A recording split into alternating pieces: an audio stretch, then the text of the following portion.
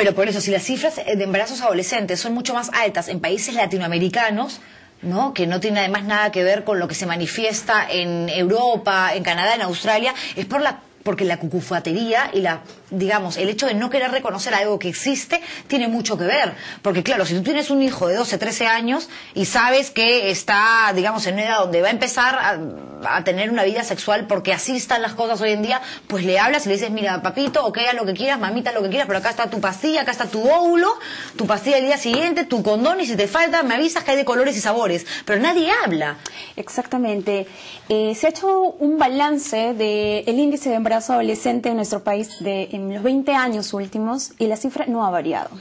En los últimos 20 años no ha variado. No ha variado. Sigue en 12.5, que redondeando sería el 13% a nivel nacional, con iguales índices en la área de Amazonía, que es más o menos un 30%, que muy bien la lectura la hiciste tú. De cada 100 adolescentes en la Amazonía, específicamente en Loreto, 30 están embarazadas. Pero yo creo que en el caso de la selva de Loreto, de Pucallpa, de Tarapoto, es que a veces los padres incentivan el inicio temprano de la vida sexual. Además, yo lo he visto. O sea, las niñas tienen 10, 11 años y ya la mamá está con la vecina haciendo que el hijo de una con la hija del otro se estén tocando, y esa es la gracia del show. Sí. O sea, están todas ahí tomando su chelita, o sea, pasa eso. Efectivamente, en el área de la Amazonía algo que nos preocupa muchísimo es el inicio sexual forzado para las adolescentes, ¿no? Las adolescentes y las niñas. ¿Qué es lo que sucede? Si bien es cierto, hay un tema cultural, ¿no?, que bien fuerte, que también valdría la pena analizar, y también valdría la pena una acción del Estado que tenga una mirada desde la interculturalidad. Totalmente. Para poder prevenir o para poder hacer políticas que puedan aterrizar también las realidades, ¿no? Entender que somos un país pluricultural y funciona eso, desarrollar estrategias dirigidas a determinados grupos, ¿no? Sin embargo, hasta ahora eso es ausente. O sea, no se trata el problema del embarazo adolescente a nivel nacional, y menos existen políticas con mirada intercultural para poder abordar la problemática, ¿no? Ahora, como Pronsex, estamos llevando a cabo un estudio que tiene la vinculación de la violencia sexual e inicio sexual forzado en relación al embarazo adolescente. ¿Qué porcentaje de embarazos adolescentes son producto de la violencia sexual, de la agresión sexual? Según los datos, se podría decir que el 30% de agresiones sexuales denunciadas, de los datos que podemos analizar, terminan en embarazo para las adolescentes. El 30%. Wow, es una cifra. Sin embargo, si hablamos de la cifra de la cifra que no se reporta porque no se denuncia, o sea, estaríamos hablando de una cifra enorme, ¿no? Entonces, efectivamente, nosotros vemos que hay una problemática más específica en el área de la Amazonía y que vale la pena mirar y estudiarla un poco más. Sí, pues porque si, por ejemplo, una niña de 13 años, porque es una niña, decide, digamos, iniciarse sexualmente con el noviecito, con la parejita, seguramente van a hablar de, oye, ¿cómo nos vamos a cuidar? Mira, hay que averiguar con alguien, que alguien nos explique si tú te pones un preservativo, o yo tomo pastillas, o me ponen una inyección. En cambio, si estos embarazos se dan y de una manera, caramba, tan discriminada como se ha registrado y se manifiesta en los estudios, Brenda, es porque de hecho muchos son producto de la violencia sexual. Sí, efectivamente, hay un alto índice de prevalencia de la violencia sexual, el inicio sexual forzado, pero también hay una carencia de información adecuada. Por ejemplo, un claro ejemplo del acceso a los medios de comunicación e Internet, hay esta propaganda que dice que los chicos se meten a la computadora a buscar sobre los persas y encuentran información sobre los gatos persas, ¿no? Tejidos humanos, y encuentran a la abuelita tejiendo. Efectivamente, en el Internet hay diferente tipo de información desde diferentes enfoques. A veces te desinforma más Internet. Exactamente. Asegurar de que los niños o las niñas van a poder acceder a la información adecuada, a información certera, científica, a través del Internet, es hasta un poco irresponsable.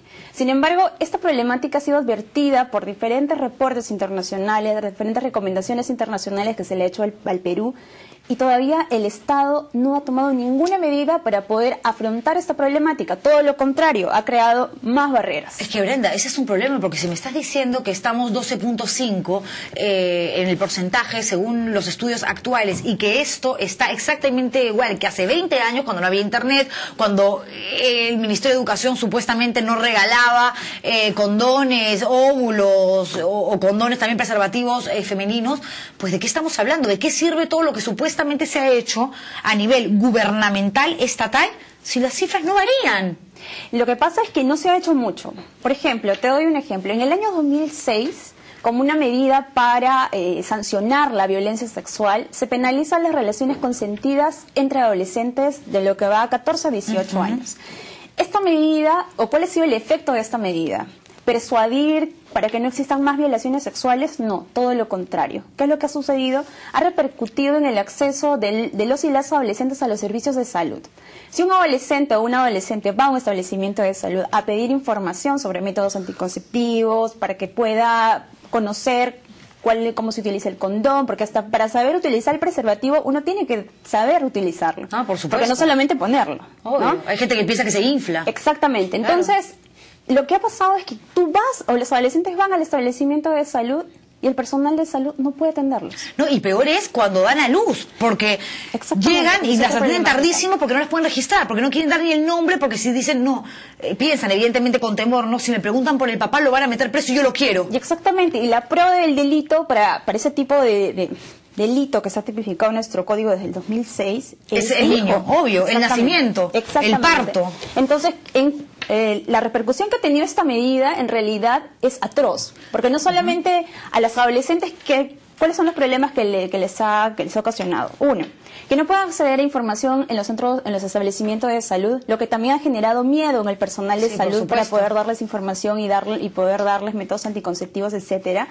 Al adolescente que va a un establecimiento de salud a poder dar a luz, ¿qué es lo que sucede? Retienen al adolescente, por lo tanto, el padre del hijo no puede acercarse a firmarlo, a reconocerlo, y los problemas de identidad que se le causa a ese nuevo niño o esa nueva niña son atroces. Sí, de acuerdo. Vamos a hablar de eso después de la pausa. Brenda, quédate conmigo, porque hablando de proyectos, está, por ejemplo, esto que presentó el Congreso para despenalizar las relaciones sexuales entre menores de edad. Está también una iniciativa de ahorita, una parlamentaria, me acabo de enterar yo esta tarde, que está tratando de que se apruebe una ley para permitir el aborto en caso de violaciones sexuales. De hecho, son iniciativas, proyectos de ley absolutamente controversiales y polémicos, pero el tema es así, señores, nos gusta o no, es la realidad, hay que debatirlo, discutirlo y tratar de encontrar la mejor salida para que esto cambie. Imagínense ustedes que en Honduras, con la pobreza que hay en Honduras, el 50% de embarazos, el 50%, según lo registrado, es decir, según lo denunciado, son por violación sexual. Es decir, en la práctica,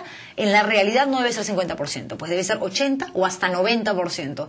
¿Lo pueden creer? El daño físico, emocional que puede generar esto en una criatura de 12, 13, 14 años y en el niño que está por nacer.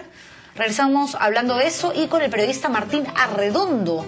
Después de haber trabajado años en dominicales, se pasó a trabajar como productor a Panamericana Televisión y ahora regresa a las calles con un programa que se estrena ahorita nomás, en octubre, que se va a llamar En Carne Viva. Seguramente cuando se ha sentado acá va a decir que es mi pata, que somos así íntimos. Es mentira, señores. Trabajé con él, pero compañeros nomás. Volvemos.